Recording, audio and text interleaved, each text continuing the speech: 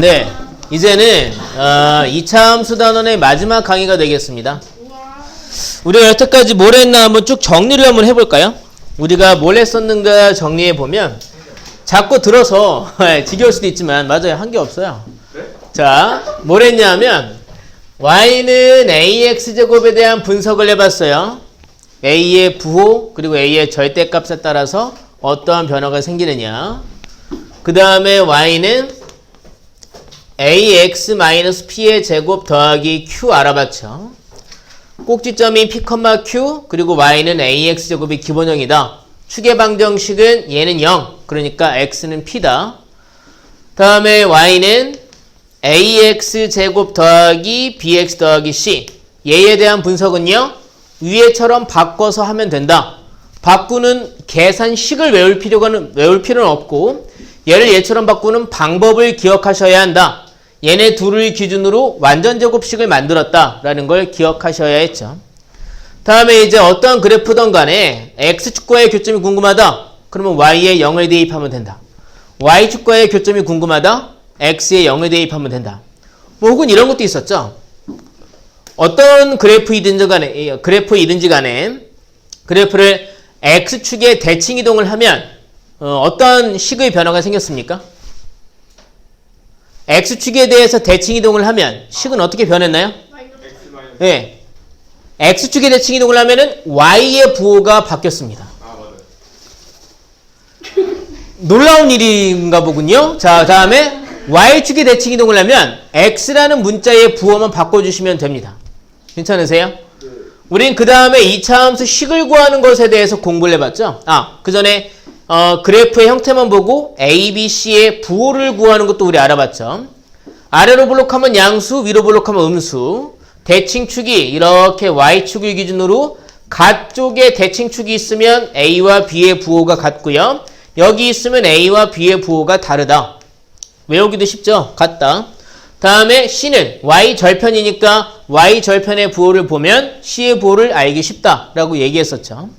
그 다음에 2차 함수 식 구하기를 해봤죠. 자, y는 a 곱하기 x-p의 제곱 더하기 q 이런 구조의 식을 구할 때에는 어떤 힌트가 주어졌을 때입니까?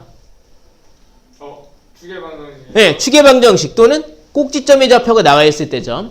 구체적으로 꼭지점이 나와 있으면 pq가 한 번에 구해진 거니까 a를 구하기 위해서 지나는 점이 한 개 더 필요했죠. 축의 방정식을 알려주면 지나는 점이 2개 필요했죠. 다음에 y는 ax제곱 더하기 bx 더하기 c 이거는 어떤 힌트가 주어졌을 때 쟤를 구했습니까?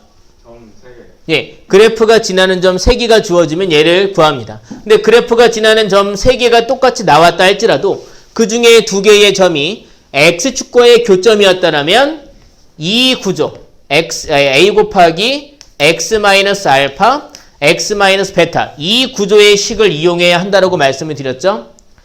x축과의 두 교점의 x좌표가 알파, 베타니까 a만 구하면 되네요. 그래서 지나는 점을 한 개 더 알려줬던 거죠. 사실 여기까지가 2차 함수 이론 땡이에요. 오늘 배울 건 2차 함수의 활용이지 않습니까? 2차 함수의 활용. 여러분 이 전의 교육 과정에서는 2차 함수의 최대, 최소라는 것을 배웠었어요. 그러면 이 활용이라는 것도 이제 뭐랄까 좀 더 의미가 있었는데 여기서의 활용은 정말 별게 없어요. 어떤 식이냐면 문장으로 x나 y 사이의 관계를 알 수 있는 문장들이 나옵니다. 우리가 이걸 보고 뭘 하느냐? 문장을 보고 문장을 읽고 x, y 사이의 관계식을 정한다. 그러니까 2차 함수의 식을 정한다 이거죠. 심지어 어떤 경우에는 x, y 사이의 관계식이 나와 있을 때도 있습니다. 그럼 거기서 뭘 물어보느냐? 어떤 문제는 x를 알려주고 y를 물어봅니다.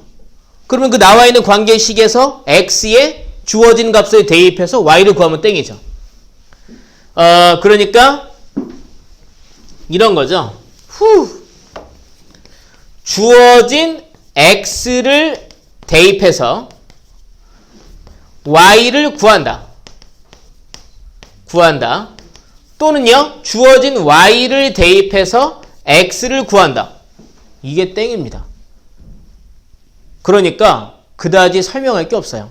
왜 자꾸 설명할 게 없다고 하는지 문제를 보시면 압니다. 거기 대표 유형 5번을 보겠습니다. 대표 유형 5번입니다. 이렇게 얘기하고 있습니다. 지면으로부터 10m 높이에서 초속 20m로 이것만 들으면 뭔가 대단해 보이잖아요. 근데 샬라샬라해서 결국에 이렇게 얘기했습니다. x초 후에 지면으로부터의 높이를 y라고 할 때 x초 후에 지면으로부터의 높이가 y라고 할 때 그때 뭐라고 그랬냐면 y는 마이너스 5x 제곱 더하기 20x 더하기 10이라고 식이 성립한대요. 그러니까 x, y에 대한 관계식을 알려준 거예요. 10m 높이에서 초속 20m 몰라도 돼요. 그건 여기에 다 적용이 돼 있으니까. 괜찮으십니까? 근데 질문이 뭐예요? 이 공이 지면으로부터 25m 높이에 도달하는데 걸리는 시간을 구해라. 즉 높이가 25m일 때 그때의 시간이 얼마냐라고 묻고 있어요. 괜찮으세요? 네. 그러면 높이가 25다. 그러면 x, y 중에 뭘 알려준 겁니까? y를 알려준 거예요. y가 얼마다? 25다. 그럼 이걸 여기다가 대입해서 x를 구하면 땡이라는 거죠. 그 설명할 게 없어. 봐봐. y에다가 25 대입하면요. 마이너스 5x 제곱 더하기 20x 더하기 10. 다 왼쪽으로 넘기면서 5로 나눠보겠습니다. 넘어가면 5x제곱인데 5로 나누니까 x제곱이 됐겠죠. 넘어가면 마이너스 20x인데 5로 나눴으니까 마이너스 4x 됐겠죠. 넘어가면 25랑 계산해서 15가 되는데 5로 나누니까 3 됐습니다. 인수분해하면 x-1, x-3은 0에서 x의 값은 1 또는 3이 됩니다. 이런 거죠. 1초와 3초일 때 높이가 25m가 되었다.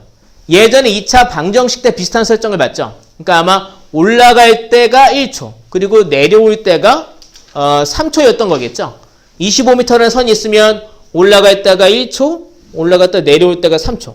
그러니까 25m 높이였던 적이 2번 있었던 거죠. 여기서는 질문이 이 공이 지면으로부터 25m 높이에 도달하는 데 걸리는 시간을 구해라. 딱히 올라갈 때의 시간 혹은 내려올 때의 시간이라고 얘기 안 했으니까 답은 1초와 3초 두 개가 다 되겠습니다. 아래에 있는 문제 보겠습니다. 대표 유형 6번입니다. 대표 유형 6번 보시면 자 대표 유형 6번을 보시면 자 합이 10인 두 수가 있대요. 합이 10인 두 수가 있는데 두 수의 곱이 42다라고 얘기했어요. 두 수를 구하라고 얘기했습니다. 예. 예, 왜요? 13이요? 둘을 이상한 소리가 나지 않았습니까? 자, 둘을 더했더니 10, 곱했더니 42가 됐다 이겁니다. 아니, 문제가요, 달라요. 합이 13이네요. 그렇군요. 죄송합니다. 다른 게 아니라 제가 잘못 적었습니다. 자, 합이 13이고 곱이 42인 두 수가 있다. 두 수를 구해봐라라고 얘기했습니다. 두 수는 뭐냐라고 물어본 거예요. 자, 그 두 수를요, 여기서 x라고 정해보겠습니다. 여기서 그래서 첫 번째, 그러니까 두 개의 수를 이제 하나를 x라고 할게요. 그럼 다른 하나는요, 더해서 13이니까 다른 하나는 13-x가 되겠죠. 그리고 여기서 약간 이게 억지스럽다고 저는 생각이 드는데, 두 수의 곱을 y라고 해보겠습니다.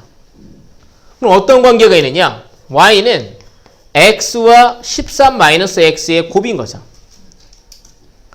그러니까 y는 마이너스 x제곱 더하기 13x인 거죠. 근데 뭐라고 그랬냐면 두 수의 곱이 42일 때 그때의 두 수를 구하라 라고 얘기했죠. 두 수의 곱이 42다. 그럼 x를 알려줬습니까? y를 알려줬습니까? 그죠? y가 42라고 알려준 거죠. 우리는 여기서 y에 42를 대입합니다. 그러면 42는 마이너스 x제곱 더하기 13x 되는 거죠. 다 왼쪽으로 넘겨서 x제곱 빼기 13x 더하기 42는 빵 됐고요. 그러면 x 빼기 6, x 빼기 7은 빵이라고 인수분해가 됩니다. 그럼 x는요, 6일 수도 있고요, 7일 수도 있죠. 근데 두 수를 구하라고 했잖아요. 두 수는요, 하나는 x, 하나는 13-x였습니다. 그럼 우리는 x를 구하면서 동시에 13-x도 구해야 합니다. x가 6일 때 나머지 한 수는요, x에 6을 대입하면 7이 됐겠죠. x가 7일 때의 나머지 한 수는요, 6. 뭐 요상한 꼴이 됐지만 두 수는 6, 7 또는 7, 6인 거가 되겠죠. 근데 구성이 똑같으니까 그냥 6과 7이다라고 얘기하면 땡이겠군요. 근데 이 문제의 풀이 좀 이상하지 않습니까? 네, 맞아요. 굳이 y를 정할 필요도 없어요. 네. 심지어 암산도 되죠. 더해서 13 곱해서 42, 6과 7이죠. 그리고 이제 암산이 아니라 할지라도 두 수를 x와 13-x라고 했으면 곱한 게 42니까 곱한 건 42다. 즉 y라는 문자를 등장시킬 이유가 전혀 없죠. 예, 그래서 이건 약간 좀 너무 틀에 맞춰져 있다. 이게 활용이라고 했는데 별로 나올 게 없다 보니까 이런 식으로 만들었다 생각이 들고요. 문제를 푸실 때에는 y 등장시키지 않아도 됩니다. 만약에 서술형 문제다 그러면 아마 뭘 y라고 해라 이런 식으로 아마 설정을 해줄 겁니다. 그러면 이 책의 이론이 이제 끝나게 됐겠습니다. 네.